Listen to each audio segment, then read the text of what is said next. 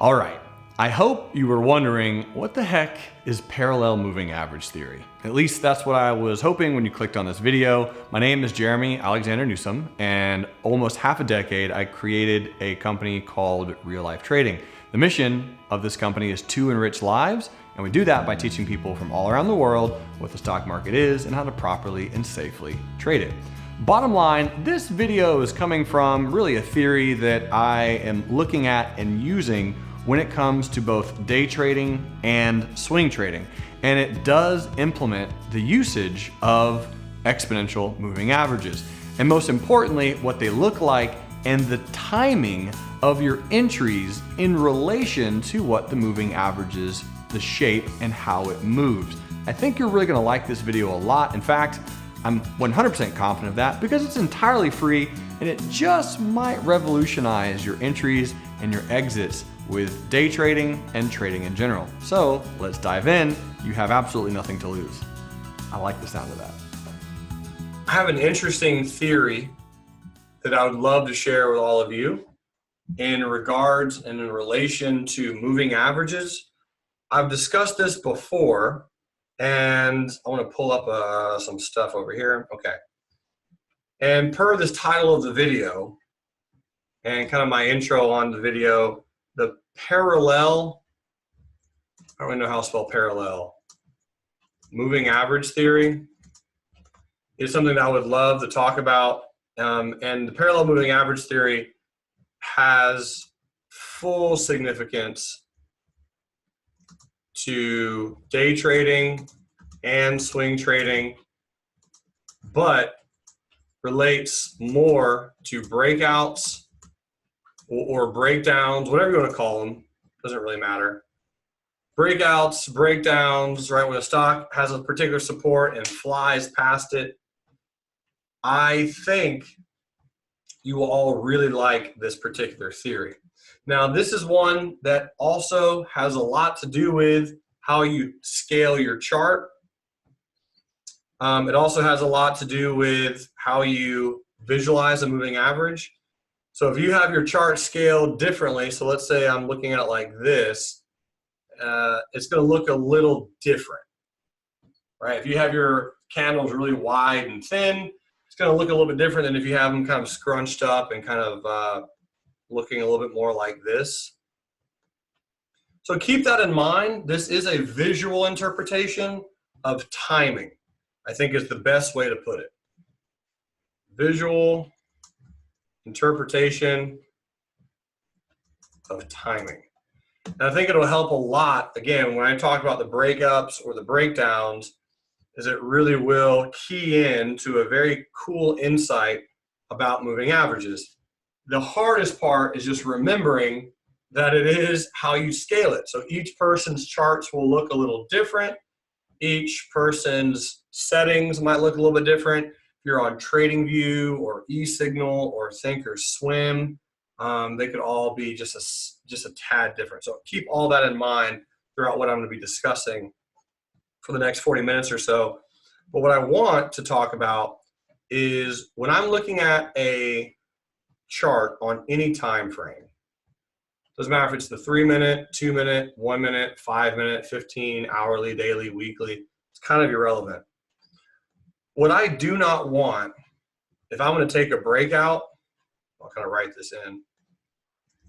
What I do not want, if I'm looking to take a breakout on whatever time frame, it doesn't really matter. Whatever time frame I'm looking at, I want to avoid taking a breakout when the candle patterns, candle shape, I'll just say candles and moving averages are parallel. So in this example, we're looking at a 3-minute chart. And if I look at Apple and I draw just, you can do this with a line chart if you want. So here's a line chart. Or you can do it with a candlestick chart. But what I'm looking at right now is I'm looking at a parallel moving average. These candles and the averages are almost, the exact angle. So we're trading down like this, and we're trading down like this. That's parallel. And we all know what parallel means, right? If we're going back from second grade. So parallel lines are two lines that never converge. They stay together in the same direction, same angle for eternity, more or less. So the reason, and we can kind of see right here, you guys see that? See that breakdown? That is easily avoidable just by looking at your moving averages, if you want to use them. I can usually pull it up and get a general idea of, okay, looking at the candles, I can kind of see that this is the term I'm trying to help with is extended. A lot of people always want to go and want to know what is extended. So the best way to answer that is if I'm looking at a stock on whatever time frame and I see that the moving averages and the stock mark and the movement of the candles are parallel, I won't take a breakout because I think that's extended. And all it does is it just helps you, I think, immensely with your timing. Rather than getting in the very, very bottom of this candle, you might be able to flip to another time frame and say, once it breaks the low of that candle, on a 3-minute, then I'll switch to a 1-minute chart and short it higher, or a 2-minute chart, or a 3-minute. So instead of shorting right here on a breakdown, because this moving average is parallel to the stock price, then you will go and look for a retracement. Let's go look at Berkshire Hathaway's. Very good example. So here's the 3-minute chart that we're looking at on Berkshire Hathaway's. And if I'm drawing a line on the stock and a line on the moving averages, those are pretty much parallel. They're moving almost at identical angles, which tells me no way I'm going to be taking a bullish breakout. I'm going to look for that retest before I get in long. I'm going to look for the snap back to the moving average. Some people call this a rubber band effect. I'm not saying it's an effect. I'm simply saying it's going to help you a lot with your timing for where you want to enter a trade based on what an average is doing. I have a few other really good examples, and I'm going to pull those up now. This is one back from a while ago. American Eagle Outfitters on a 5-minute chart. So again, this is just a really good example on a 5-minute time frame of when you don't want to take a breakout. So type in a 1 into the chat pane if you can see a low of the day break, and you can also see what appears to be a parallel moving average with the stock price. So you'll notice, again, if you're taking a breakout down here, if you're getting in, if this is where you're getting in bearish on a 5-minute, you'll notice that it's traded down. We've already S-curved, and notice how the stock price and the moving averages are almost exactly parallel. You really want to avoid that shape when you are taking a breakout. It doesn't mean that you can't get into the trade, right? Keep that in mind. It doesn't mean that you are unable to get into the trade. It just simply means wait a little bit longer, because if you didn't short up here, here by here on the retest, you don't really want to get in there because it's going to snap back to that moving average. So if you're going to get in bearish, it's a lot better to just wait to get in at the 10. This helps a lot of newer traders as well, because some newer traders feel like they're going to be chasing trades and they feel like they don't really know when to get in. And with a moving average, if you find a parallel moving average and you're looking at a trade and you go, okay, Jeremy wouldn't go take a breakout here, then simply wait for it to pull back and then look to short it into that level or into that moving average. Here's another example. And this one was super recent, so we can go back and look at this one. But this is on Kellogg's. And this is one that I think Brad actually played, and he did get in early. He got in really early on this one. But you're going to really like this insight a lot. So when Brad took this trade, I think he got in somewhere around this purple circle much earlier. He got in on like the 1 or 2 minute chart. So if I'm flipping over to a 5-minute time frame, 20 minutes into market open, notice how this moving average is coming down, and right here, this stock was moving exactly parallel to that 10 EMA on the 5-minute. And down in this particular section right here, once it makes this new low and it posts that 5-minute hammer candle, you can pretty much assume that you're going to trade into the 10 at that point. It's a high degree of certainty that you're going to just trade right into the 10 and then roll over, if you're going to roll over at all. But the reason that's helpful is because if you are looking at taking profit off of a trade, or you're looking at knowing when to move your stop, or you're able to kind of help anticipate a trade's breakdown or success, it really will coincide with the moving average and its overall direction. Because again, if you're trading on a 5-minute time frame, you're able to pull up a 5-minute chart and see, oh wow, this price action is moving exactly parallel.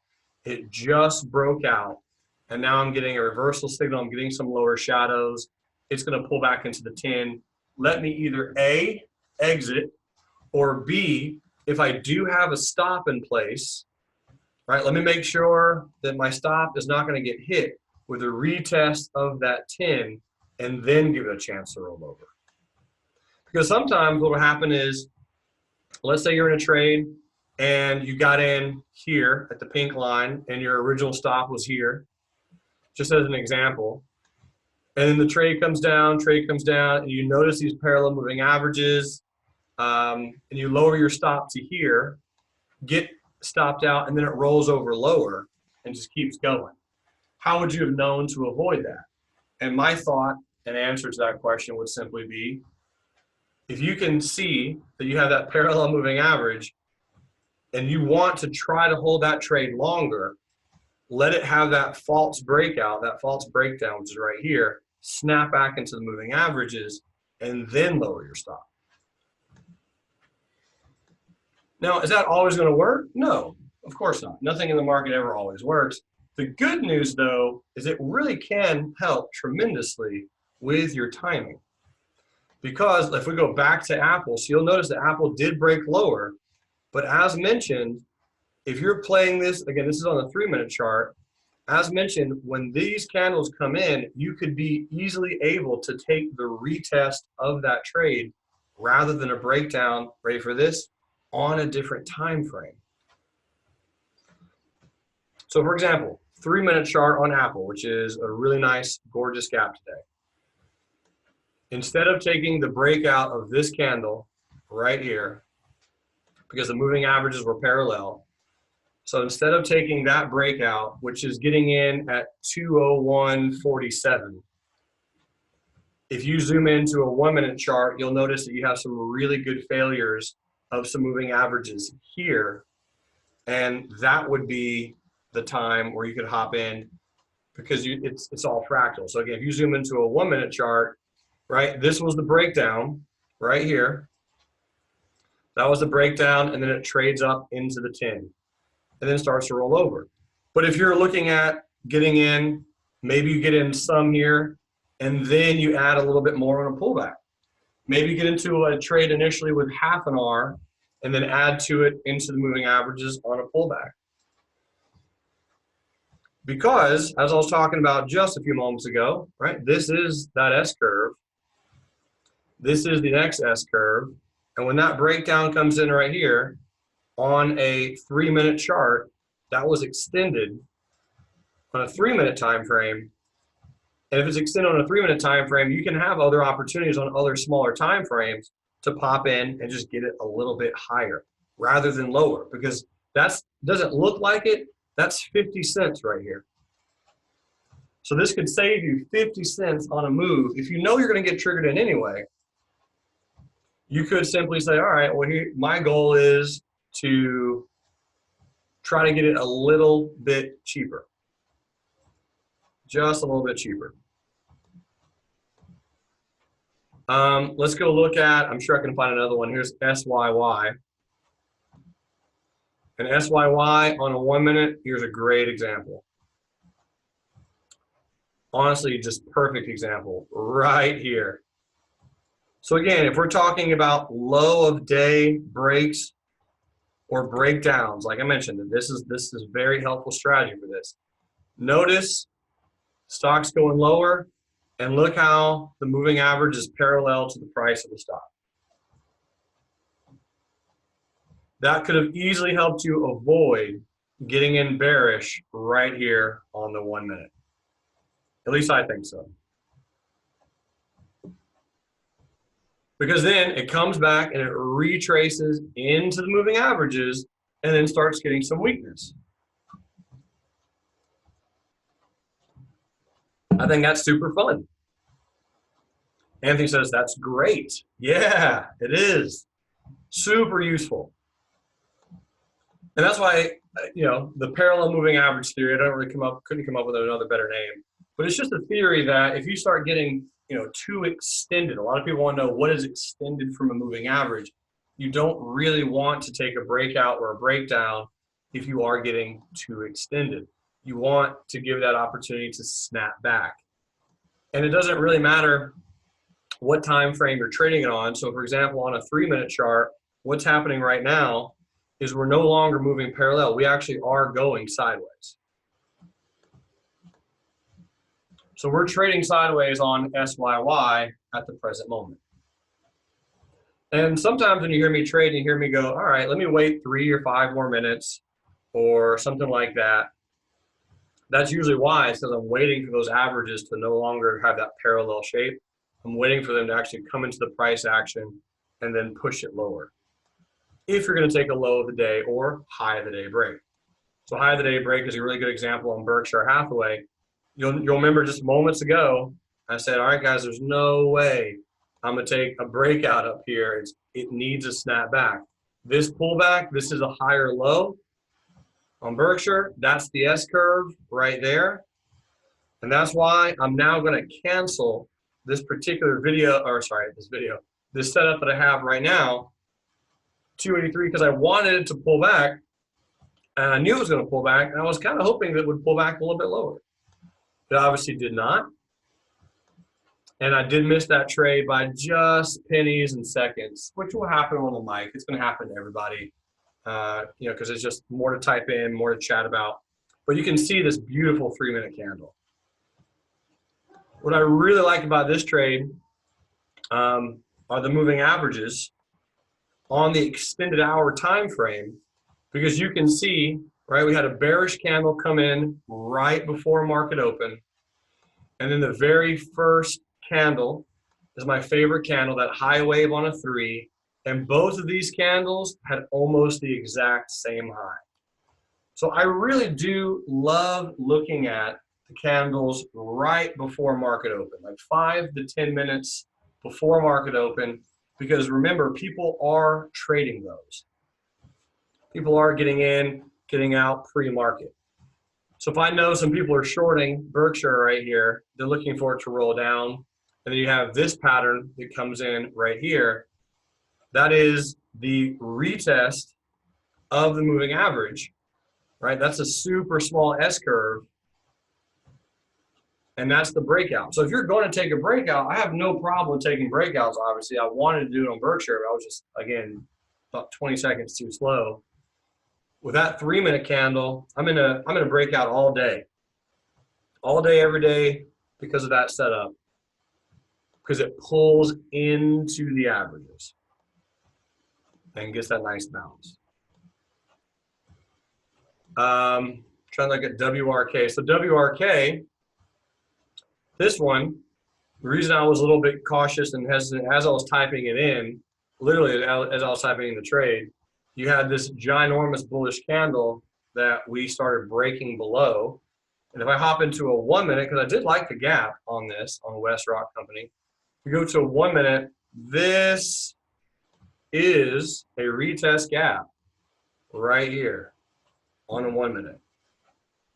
That is a retest gap on a 1 minute time frame. And usually you're going to get those are going to be filled pretty quickly. So even though it was a bullish gap and go, and it's still not a horrible setup by any means, probably end up taking it off the list at some point. It was just one that I just felt like was going to really pull back into those averages. And it did. Let's go look back at Apple, because that was really one of the gaps of the day. I don't know if anyone got a chance to place some puts on this one. If you did, congrats. That was really just a beautiful breakdown. So again, if we're looking at the 3-minute chart right here, there's no need to take the breakdown of this particular pattern right there. If you're going to short Apple, you're going to do it on a pullback. Right? Or I say short it or buy puts or whatever. You're going to be doing that on a pullback. Let's go look at the Qs, because I knew the Qs are going to have a lot of weakness today with Apple, obviously going lower. And the Qs, here's the daily chart. And yeah, daily, breaking that lower shadow, about to fill that gap. I don't know if it's going to happen today, but that's a beautiful move. I mean, we're already down 1% on the Qs. Here's the 5-minute time frame. And again, the 5-minute time frame for me, we've already S-curved, we've already gotten it. Bang, bang, bang. There's the lower low. We have a parallel moving average as we speak, so that's going to help me wait. And many traders often ask, why do I wait so long on some trades? You simply want to have the best setup. The entry that you want is the entry that you should take. The setup that you want is the one you should take. You're not going to lose money by waiting. You will lose out on making money, but that's happening every second of every day anyway, right? You shouldn't be stressed out about waiting, because that's going to occur. We're going to miss trades. We're going to want to wait. You just want to wait for the setup that you asked for and nothing else. And when you get it, you must play it. You burn it into your brain saying, all right, I'm going to set this up every single time, regardless of what's happening. So for example, on a 3-minute time frame, you would just simply say to yourself, okay, I want to pull back rather than taking this breakdown, rather than getting in right here. That's what I'm trying to avoid. I see a lot of that. I see a lot of traders kind of chase the trade. They'll get in only to get stopped out by the bullish retracement, because they're afraid, because they end up just chasing the trade. You just want to do your absolute best to avoid that. I do think that we retest. I do think that we continue lower. And got another great question. So Ward says, how do you know if it's a pullback versus a higher low? Great question. The only thing that's going to help you with that is a wave count. That's the only thing, man. And so Michael's question is, how do you know if a stock's going to do this and that versus this, right? How do you know which one of those is going to happen? And in short, you don't. You really just don't know. But an Elliott wave count, correct, is what will most often give you at least an idea of where you're at. And so what you try to do is you try to find, and you zoom out on bigger picture time frames and just really try to track down what wave could you possibly be in. Even if you don't think you're right, it'll help you a little bit with the timing. And it does take some practice. But one of my tips is I like to go through and look for a wave 3 structure. Some type of wave 3 structure where I can count it and go, yep, I think that's a wave 3. So for example, this looks like a 1, 2, 3, 4, 5. 1, 2, 3, 4, 5. I'd have to measure to see if this wave 3 is the shortest, but it looks like it should be correct. And this is some type of corrective wave.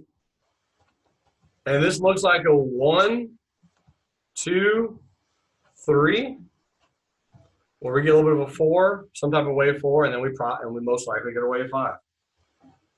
Now, what if that count's wrong? What if that count's not accurate? It probably isn't. There's tons of ways to do different counts. There's tons of ways to have an idea of what something's likely going to do. And we can count things differently as traders, and we can see things differently as traders. But if you can do a count like this particular count to me is saying, don't get in bearish yet on the Qs. Look for a retest and then get in bearish. And even if I'm not right, at least I have a reasoning and a rationale as to why.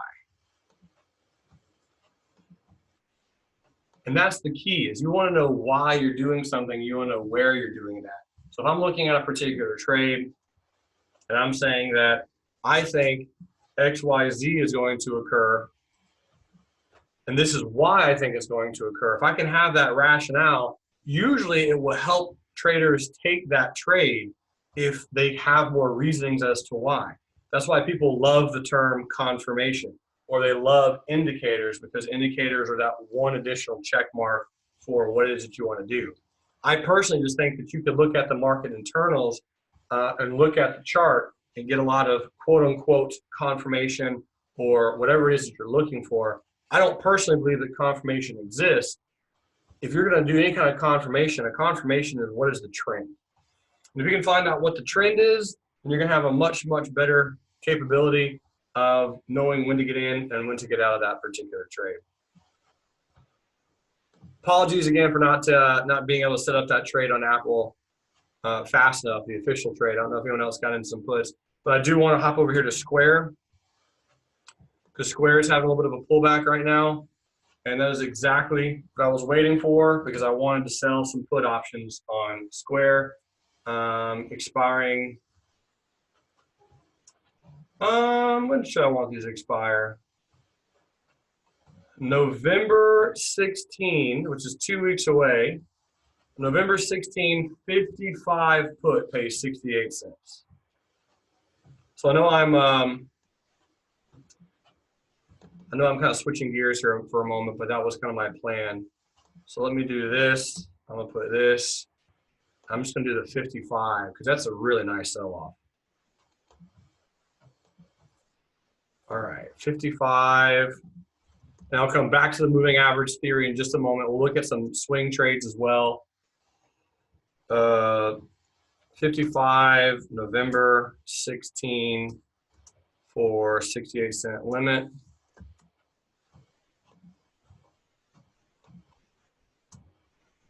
Put sale on SQ. November 7th is earnings. Yes, sir. Very nice resistance.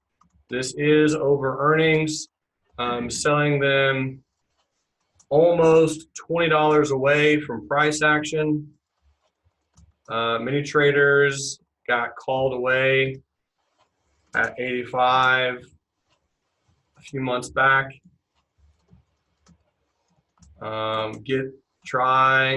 Trying to get them back cheaper. Last one's expired worthless. Okay, so again, I'm pretty neutral, I guess, I think. SQ, put sales, real life trading. All right. So I can't remember the last one. Okay, these are just covered calls. Okay.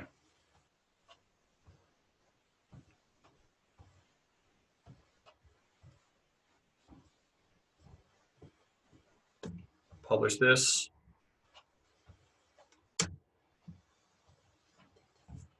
Okay, thank you. And 68 cents should fill pretty much immediately. Let me hop over here to the trading group.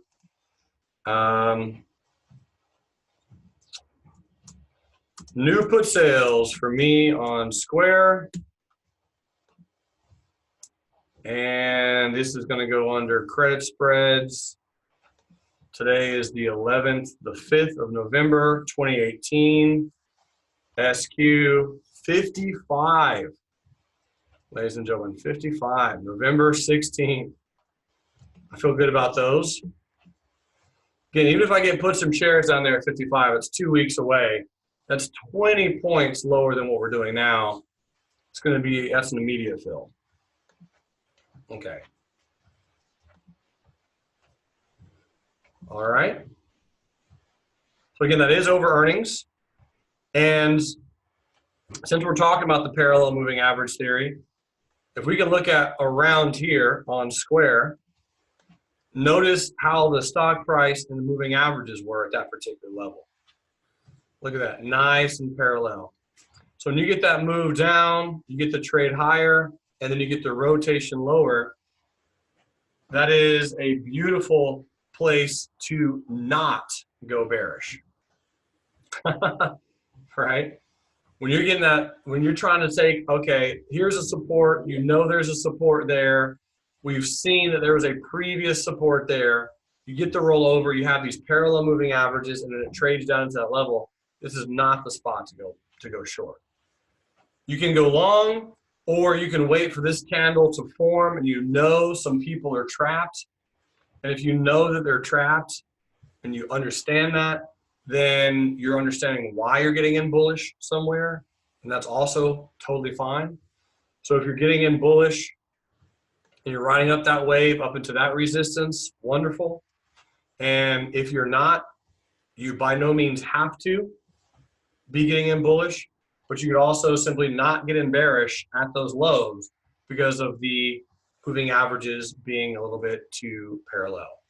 Just being too, as I said, quote unquote, extended. And that'll really help, I think, with a lot of the timing challenges that some traders will come across in their overall trading.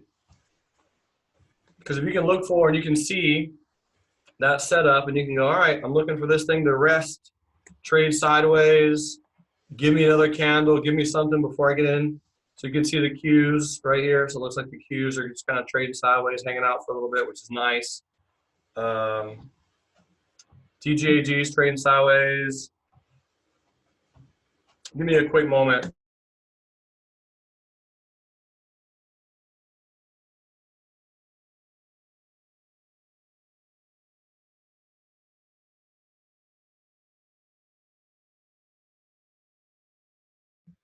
All right.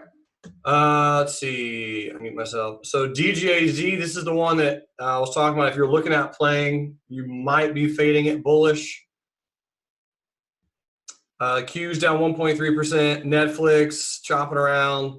BABA is kind of trading sideways. UNG kind of hanging out. GLNG, that was a very nice fade. Good call, Mr. Michael Ward. And this one, I mean, again, if you're talking about parallel moving averages, it can be really useful if you flip it on the other perspective. And we're looking at something as simple as, okay, we drew in support resistance. We know this upper shadow is created from selling pressure, but you know how these upper shadows get created, right? The only way an upper shadow can get created is that you had a stock that ran up initially. It ran higher from buyers. So there were people buying right there. And then they got trapped as the sellers rode the price back down. People that were sitting up there excited to sell the stock short, they sold the stock short. And then you had this beautiful tweezer bottom pattern that came in. Again, this is on the 3-minute chart on GLNG. So if you're looking at this particular chart and going, okay, well, moving averages, you're very far away on a 3-minute. This is the non-extended time frame. Looking at the 3-minute non-extended hours, you can see that there was a support resistance. We drew this resistance on the daily chart. So if we come back over here to the daily, there's the daily chart. So that's the same one that we drew from back over here from this gap and from this resistance. So on a 3-minute perspective, this upper shadow is just a bunch of people getting trapped, right? Because it broke above, they started buying. They started buying the breakout. And as it trades through and trades lower, and you get this really, really pretty tweezer bottom pattern, right? The lows are the exact same, 29.50 and 29.50. It broke those lows, retested those, and then just kind of trade on straight down. So it's good to see the Qs going a little bit lower. I like this look. Again, Apple just screaming. Good old Apple. That was just a beautiful, beautiful gap. Very pretty gap down. Tons of people are trapped. Nice long lower shadow from yesterday. And here's the other thing. Yesterday, here's the 5-minute chart. You can see the last 5 minutes of Friday on Apple. Look at that. The last 5 minutes of Apple. So that's what creates those long lower shadows. So this really is a gap I just totally like. I like these gaps a lot. The ones where you get the lower shadow from the bearish candle. You get some other lower shadows, and it's just a small gap down. Nothing too crazy. Right? Not a huge gap. Apple wasn't down that far at open, but it was down far enough where it's just barely taking out the lows of those candles, taking out the low of this candle, and that's kind of what I was talking about on Friday, is if it opens at 204.15 or at some point closes below there, then you're going to get a pretty decent amount of selling. You're going to get some people who are shorting it. People who are shorting it, also people who are selling it because they're scared of their long position. Again, Baba's not really doing much.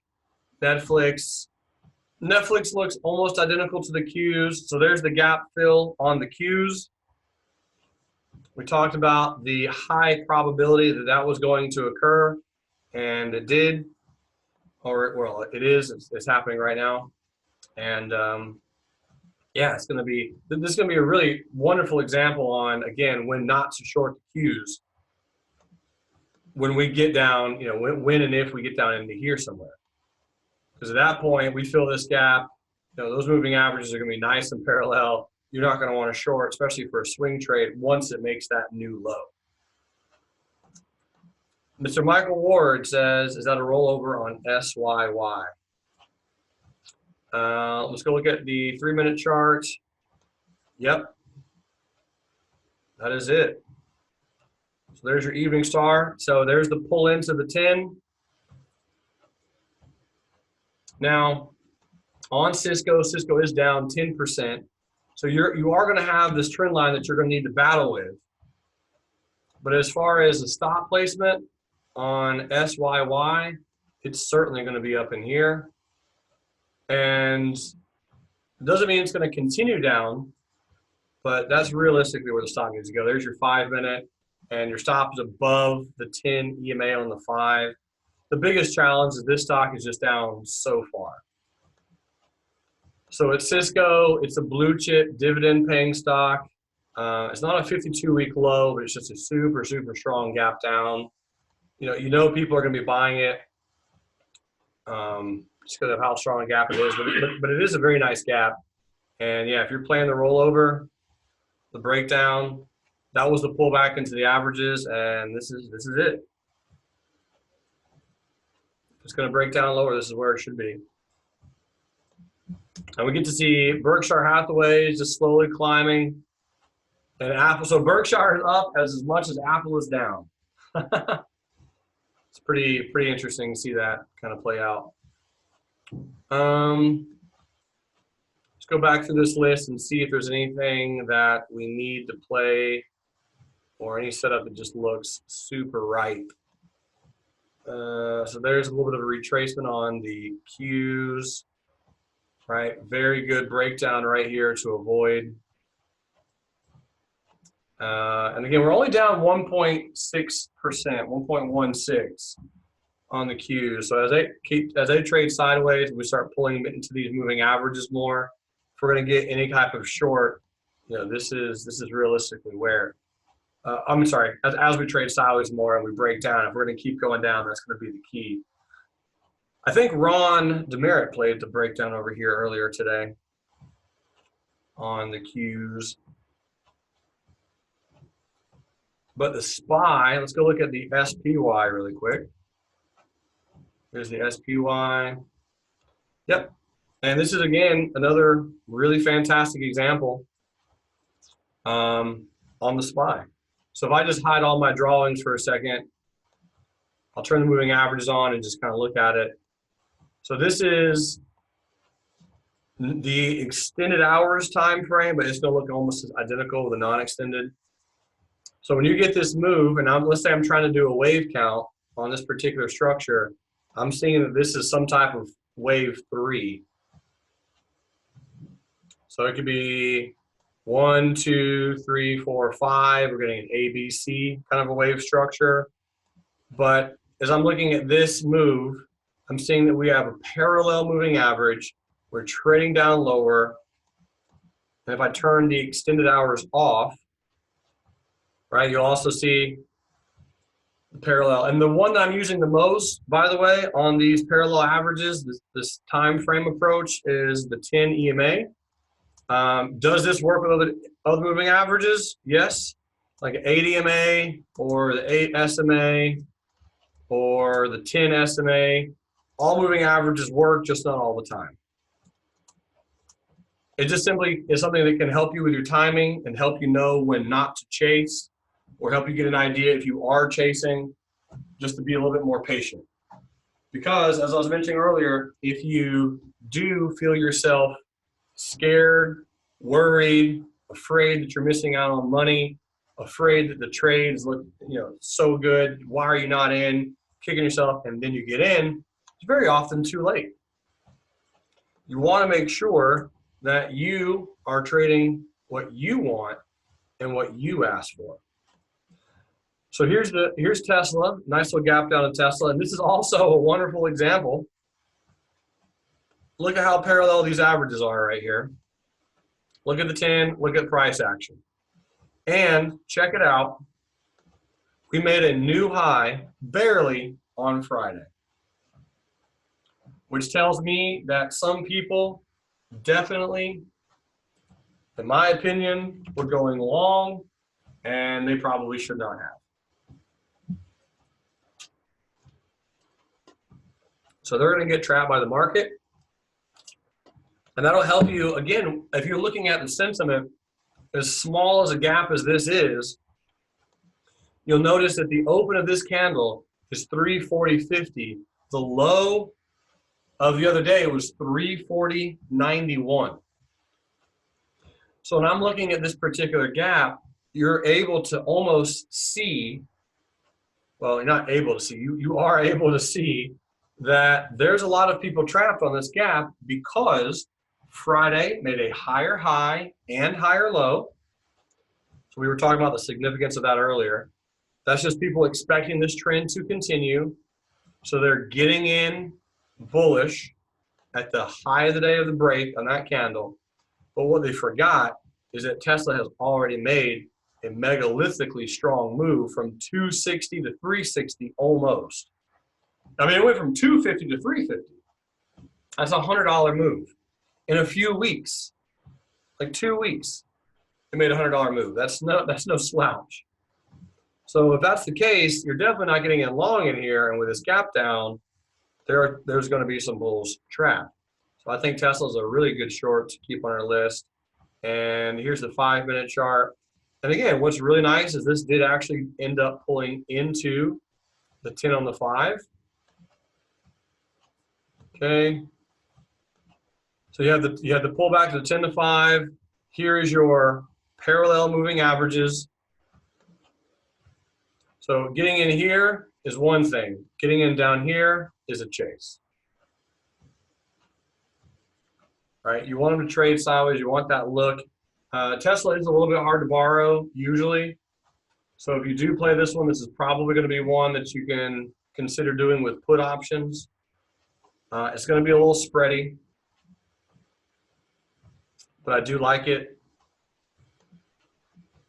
This would be also a long put. You need to have like just a long put line. Long put, very similar to Apple. So this is the 3-minute. Here's the 5-minute. And so with this particular put, if we're looking at playing a put on this one, you're either taking the breakdown of this candle, this bullish candle right here, or you're going to try to catch a limit sell on the put, which would be, well, I say limit sell, a limit buy on the put. So it's 332.84. So you really would go with a 332.50 put strike price. Because depends on if you're trading in IB or TD or E-Trade or whatever, but sometimes Tesla can be a little bit harder to short or hard to borrow. So sometimes it's almost that you kind of have to do puts on it. This would be,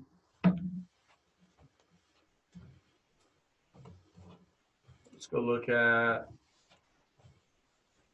about 942. Let's call it 940. And this would be up here, 840. Stop loss. Almost typed it in correctly. Maybe next time.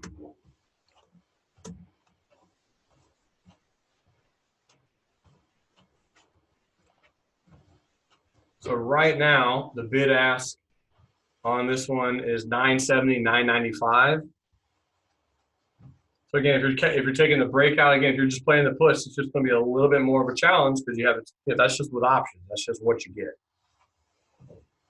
So Tony says, what strikes are these? This is the 332.50 November 9th.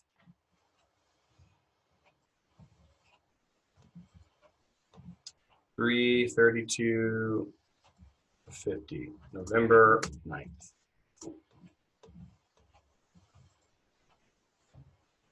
Scoot Tesla up.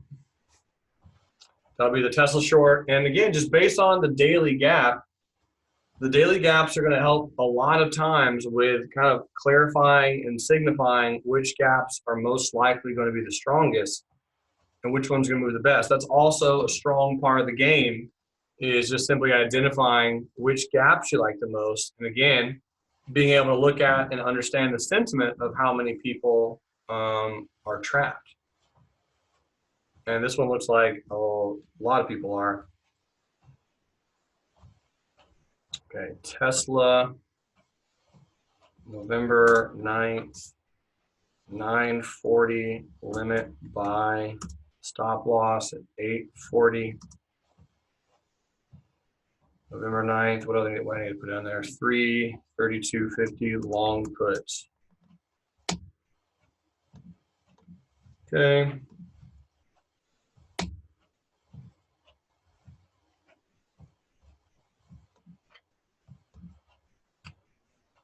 So that's Tesla. My girl Angela said, can you please look at Roku? Earnings are on Wednesday. I'm thinking of getting in or not.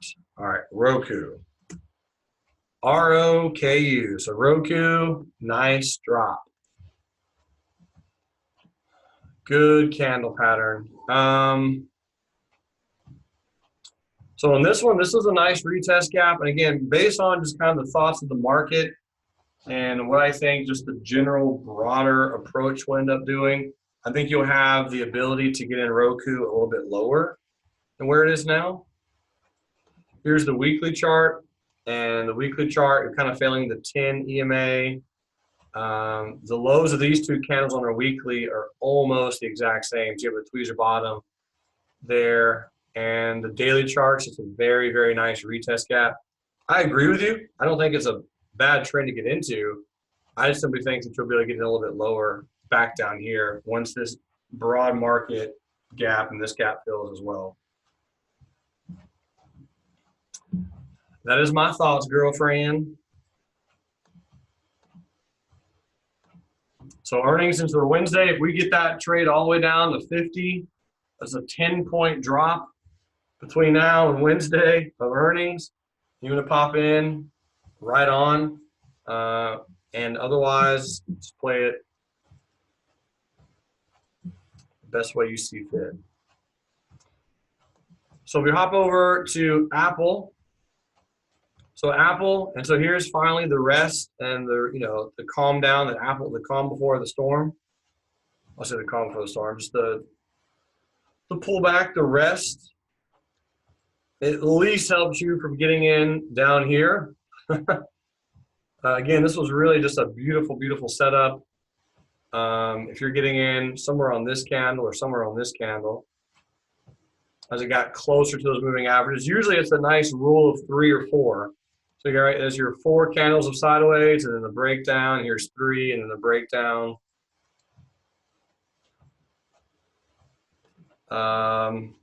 Here's the SPY. Pop over here. And SPY is kind of flat. So this is, if I zoom out, this is the daily chart. Let me just hide on my drawings for a second.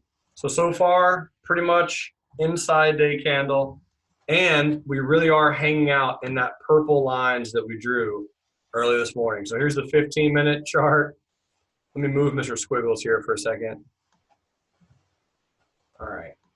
So the 15-minute chart, you'll notice that is so far exactly just a wonderful support resistance range. So we trade down to this the 15-minute high wave candle. We trade up to that price, we failed it. We trade down to that price, we failed it. So we're probably gonna hang out in this range for a decent portion of the day.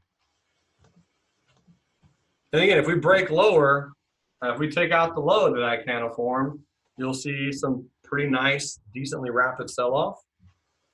And if not, that's also okay. Perfect.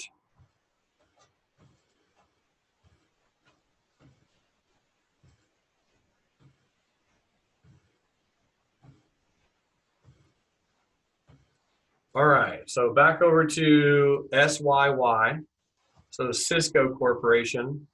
And Cisco, this is the 5-minute non-extended hours. We haven't interacted with it yet, and that's really what it's trying to do if it's going to go anything lower.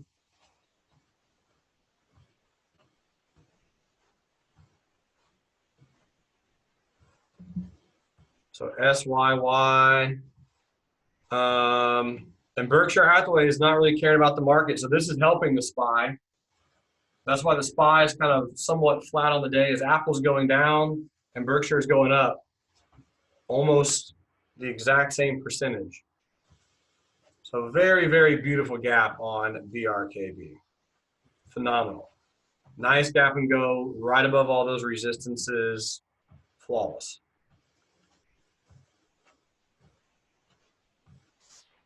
Okay.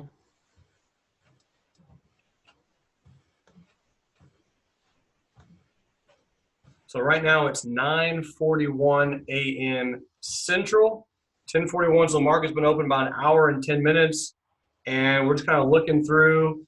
This is another really wonderful instance of the parallel moving averages right here regarding a breakout. So that price action is perfectly parallel with the moving averages.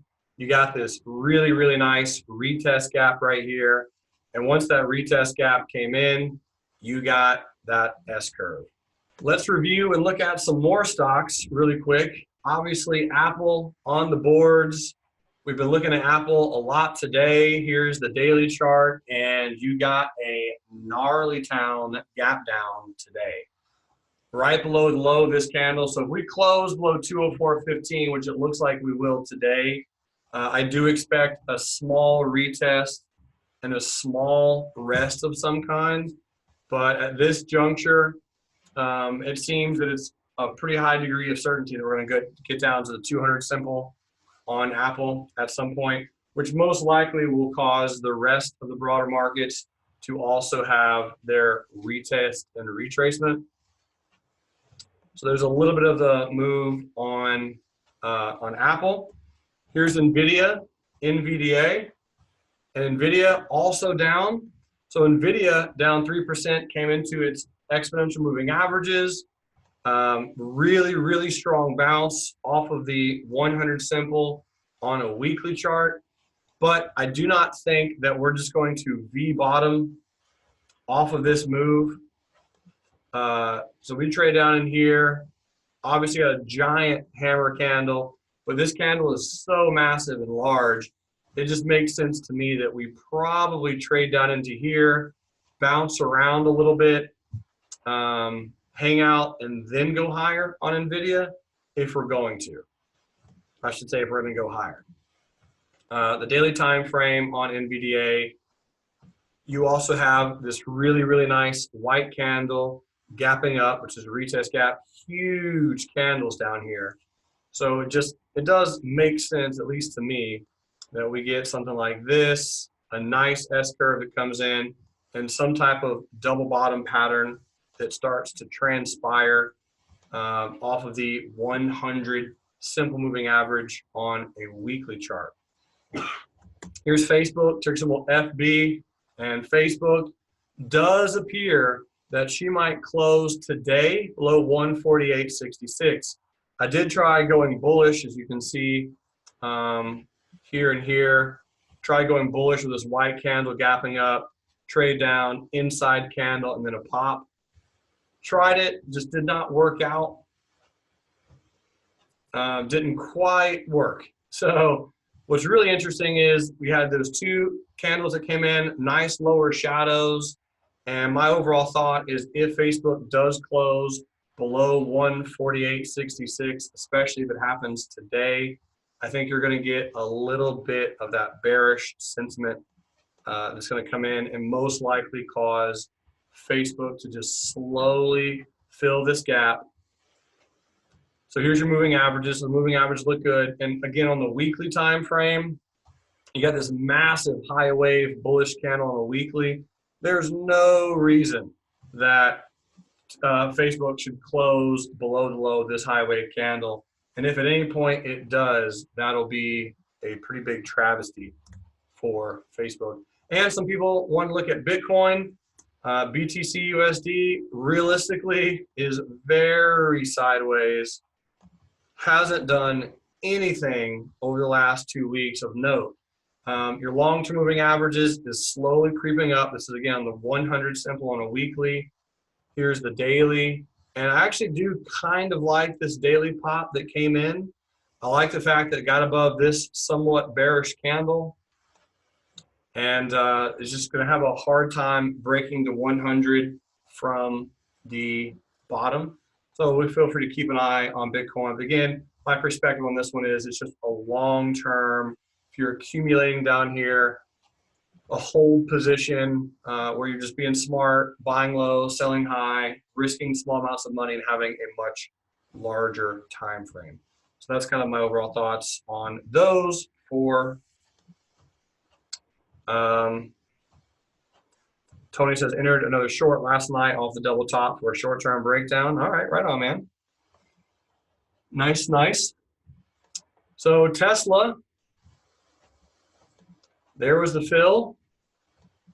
And again, that's the double bottom, the fill, the neckline, to see if this actually ends up bouncing off of this particular price or not. Pretty aggressive little buy. You really are just going bullish off of the VWAP. And that's really all we're doing on this situation. So if I go back over here to the Qs and Apple. So Apple posted in a nice little lower shadow right here as well. We get to figure out if this is a lower low or we actually break up to go a little bit higher.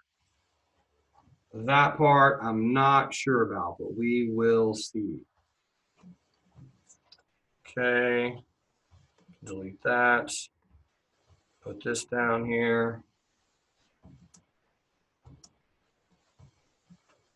All right.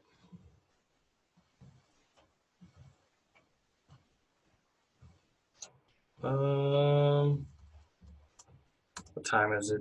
Okay. 10:21. So Berkshire still doing its thing. And again, back over to Tesla. TSLA, you got the double bottom, the big neckline. Again, this really just massive candle pattern. So we're going to get to figure out if we actually do end up bouncing off of that or not. Hourly chart, again, is a little on the bullish side because you got the 50 EMA on the hourly. The not so bullish part about this obviously is just the gap, and the fact that the gap on the daily is a little bit rough. Let me go read Lee's question. Lee says, Bob, a covered call, November 16th, 152.50, or do I wait?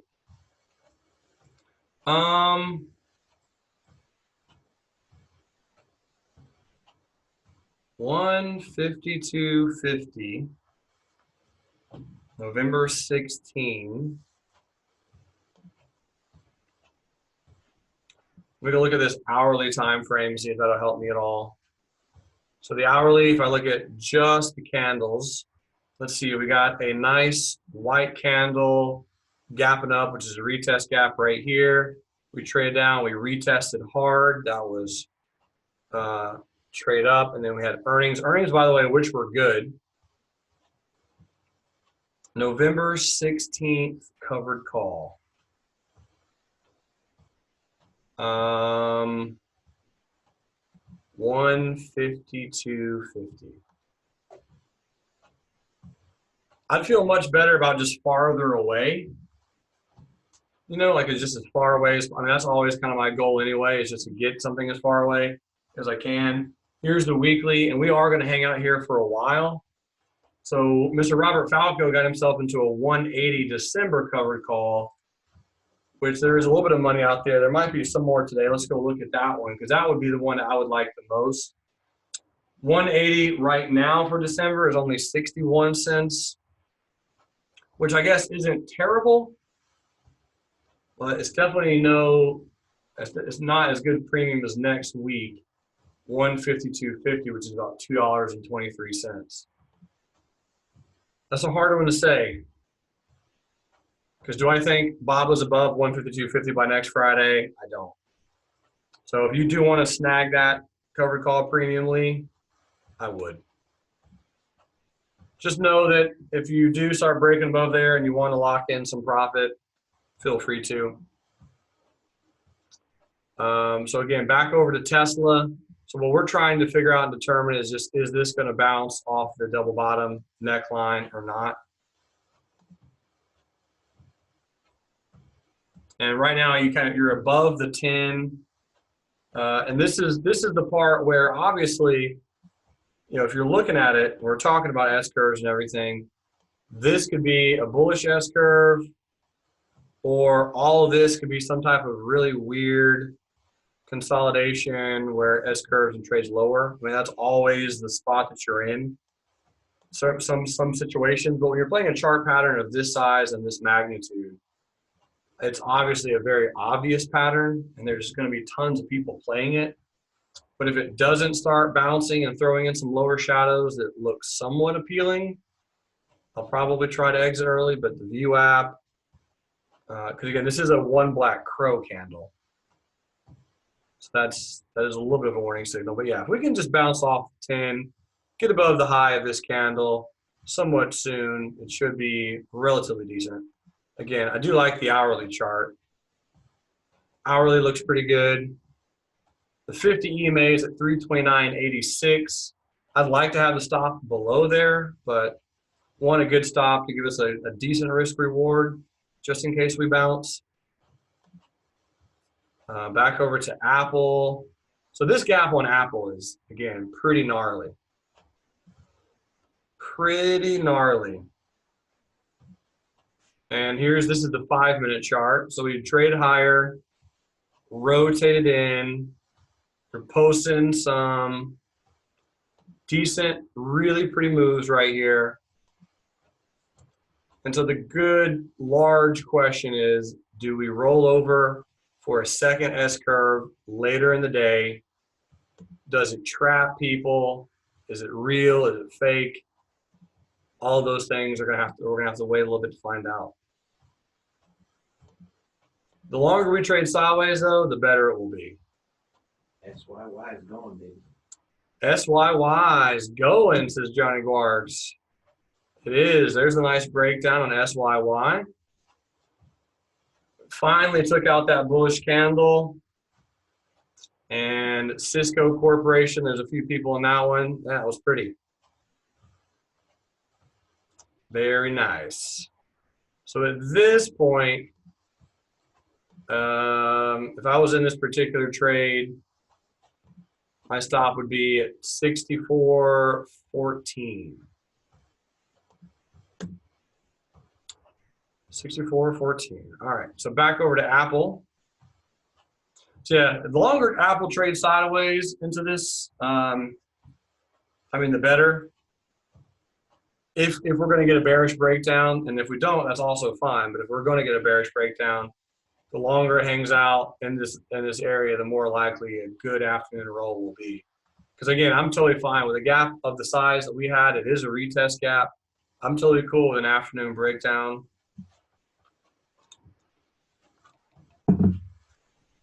If I'm saying that, then that means I probably should be keeping a really close eye on Tesla. Because now that we have shares, we're going to be able to play it much aggressive, not the right term, but just play it a little bit better. Always prefer shares over options if we can. So back over here to the Qs. So the Qs, yeah, the Qs just rolled over. They trade up and just kept on going. DJazz, not really doing much. Netflix is kind of hanging out. BABA, it's kind of broke down. UNG, so those I just haven't played at all. GLNG, I think we can take off the list. It was really fun to analyze, but most likely not going to trade that. And I just want Tesla to pop above the high of that previous candle, which it looks like it's trying to do. All right, and then back over here to Apple. Yep, looks pretty. We're going to have a fun little setup on that. Put that there, close that. Do that tonight. Does anyone have any questions? Does anyone look at anything? Does anyone need any assistance with anything? Let's go look at the 2-minute candles on Apple. Again, that breakdown was very pretty. Yeah, we're just trading sideways on Apple. Because if Apple can pop out of here and run bullish, that should mean that the rotation, for the most part, the bearish rotation is done. Because again, this gap down on a daily and hourly, it's no joke. It's a strong gap. David played Apple from 199 to 201.37. Bullish. So there is David playing it, like I was talking about, that crossover. Nicely done, bud. I was talking about you and those type of trades actually earlier today. Great job. Ward says, Jan, do you look at the 15 moving averages at this time? I kind of started to look at them. So when I was looking at Tesla, I looked at some 15-minute charts. I really started to look at the 15s a lot more around 12:15 Eastern. I will pull them up because I did look at Tesla and I noticed that we do have, the 10 EMA on the 15 acted as a resistance. I definitely noticed that, and that was pretty much it. So that's what I'm kind of really hoping for, a break above 335.43. And on Apple, if I go over to the 15-minute chart, look at the 10 EMA on the 15, we're getting pretty close to that as well. Again, this is the non-extended hours, so that's about 201.59. So yeah, man, it's about this time I'll start looking at those. 11:30 Eastern, 2 hours after market open. That kind of time frame.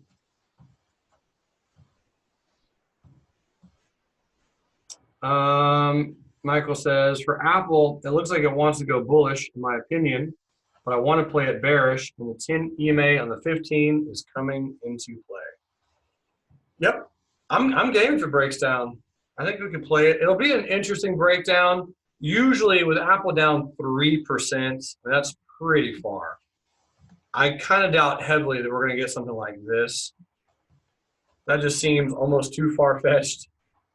It's certainly possible, but that would mean it would be down, you know, Apple's down 6% at something if it makes it all the way down to a new low. So the hard part is going to be just getting down into these levels for a good R and some change. But the longer it trades sideways, the more likely that'll occur. Yeah. So again, if we can get a, there's a looks like a bullish pop, which again, that's what I'm thinking would happen. Q's throwing a little bit of a lower shadow. Yeah, and the rest, I don't. Again, it is pretty thin out there because the SPY is still really nice inside range. Here's the daily chart on the SPY, and it's just a super tiny candle. Bill says, when trading a gap and go, do you think waiting 10 minutes after open to trade is too long? Yes, I do. Go with the gap and go, it really just comes down to how many people are trapped. So for example, on Berkshire was a gap and go, and I waited 4 minutes and it was too long. Usually 3 minutes. I mean, 5 minutes is definitely enough time. 3 minutes is enough time. I think 10 minutes is a little. If you're going to play an aggressive gap and go, my favorite pattern is just these little small high wave candles the first 3 to 5 minutes. It gaps up, you get that indecision, and then you have an easy, super obvious setup right above, right below.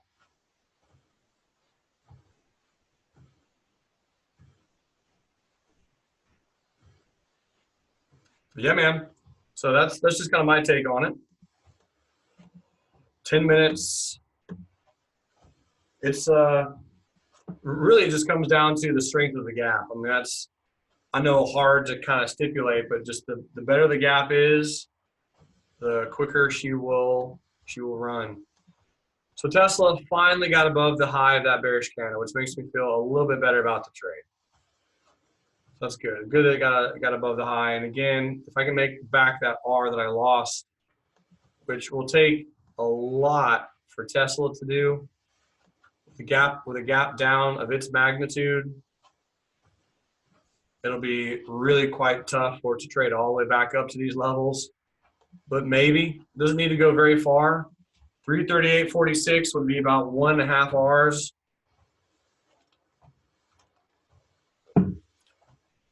So if it can do that, that would be wonderful. It probably doesn't. But we are above VWAP. That's kind of a bonus, I guess. It's just that daily gap is strong. There's no other real moving average that says yes. So I guess we'll just kind of have to keep waiting and seeing. So Berkshire, BRKB, that one's just slowly grinding the rest of the day. Apple, so now we're looking at the 15-minute charts. We can see that Apple's also above the VWAP. The 10 EMA is coming down, and we're looking for that to possibly break lower. Maybe. Not saying it will, but it certainly could. Cisco Corporation is just slow. So SYY taking its time. UNG going higher. BABA not doing much. Netflix not doing much. DJZ. Okay, so that's kind of doing its thing. And Google, let's go look at Google and Amazon. Wow, Google down 2.9%. Look at the fill on Google. Nice. Perfect gap fill on the Googsters.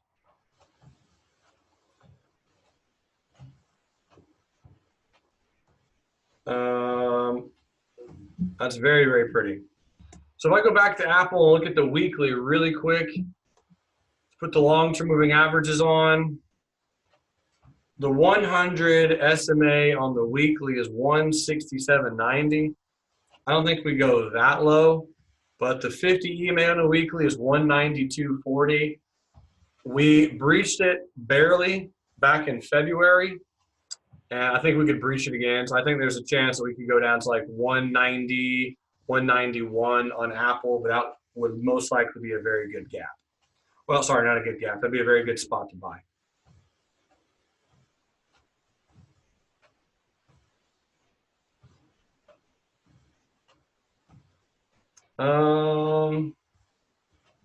Yep, so that's Apple. Here's Amazon, AMZN. And Amazon's down 3.69%. Wow. MELI.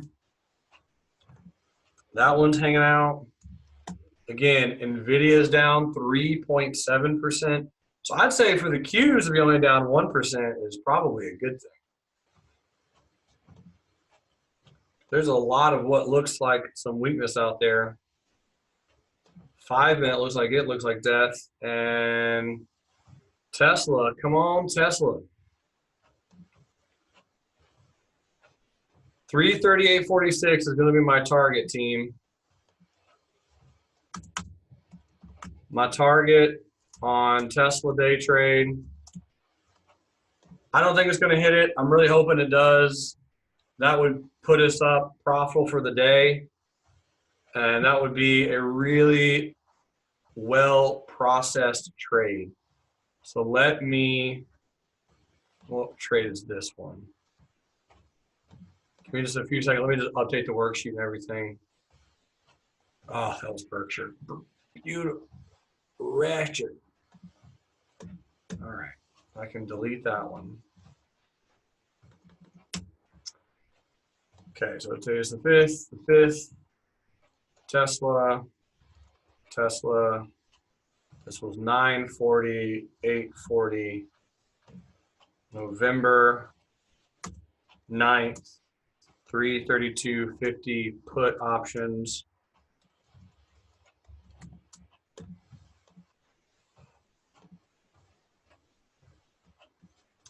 Five-minute time frame, and I'm just going to draw them.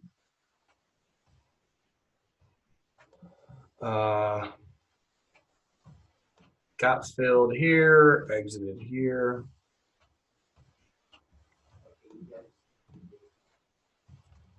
Filled, stopped out.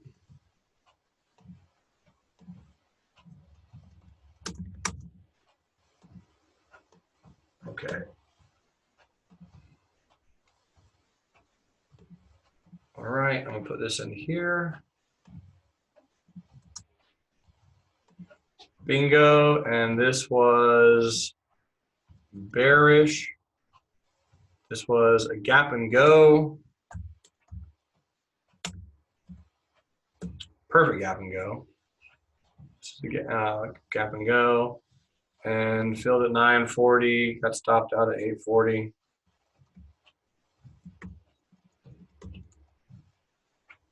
Okay, and then this one, and this is the double bottom, 334.80 by 332.30. And this is a bullish fade. Let me just make sure this is the right chart. Yep, that's the right chart for that one. And 338.46. Don't do it to me, Tesla. Don't you dare do that. I think it'll hit it though. All right.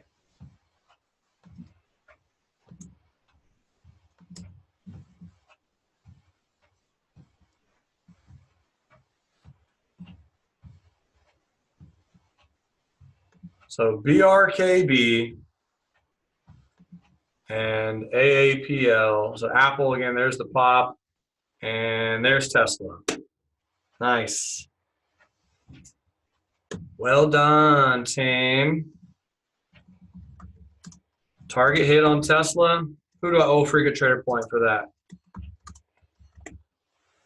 Was it Ward or is it Tony? One of you gave me that trade. Ward did. The Wardster. Gets 1 freaking trader point for helping me get back into the green on Tesla. Thanks, bud. And again, what's cool about that trade, folks, is that was just simply the breakdown and the analysis of the double bottom, and then the fact that people were trapped. That's really all that was. And the good news is you kind of got to see it kind of play out as we were looking at it, as we were analyzing it. We got stopped out on the puts. We knew we were trapped. We saw the double bottom. We played the double bottom. Could I have put my stop below the low of this candle? Made it 333.30? Could have, but since I did get stopped out, I want to be a little bit more conservative. And if you're asking why did I take my target at 338, not a little bit higher, this is a bearish gap and go. I'm fading a bearish gap and go. And I already lost on the trade, so I just wanted to lock in. This is an R&a on Tesla. So great trade. Very well done.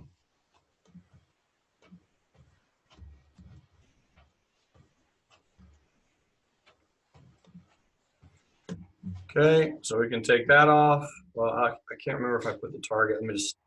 I'll put it in here. Okay, target hit. Bam. So again, using the S-curve rotation, using the white candle theory of saying, hey, if there's too many white candles, buy the dip. And again, even though the VWAP was at about 334.80, realistically, this entry, I just placed it at the top of this double bottom. So that was it. The double bottom, just simply place it at the top of that, even though the VWAP did happen to be there. That was good. Lee says, good job, Jeremy. Thank you for helping us make money. My pleasure. My pleasure. That was a great trade, and that was good analysis. That was good chart pattern recognition, and I'm happy about that trade. That is the flip. Going from, again, if you know you're trapped on something and you're like, oh man, I'm trapped heavy, try to find out how to get it in the opposite direction. All right, friends from around the world, thank you for watching that entire video. You made it all the way to the end, which is incredible. And I just want to say thank you for your time. If you want to click this button right here and watch other videos, they are entirely for free, and of course will help you trade the markets more effectively and more profitably. Also, make sure to click the subscribe button because I like to create content all the time and send it to everyone who subscribes to the YouTube channel. That's how it works. You're awesome.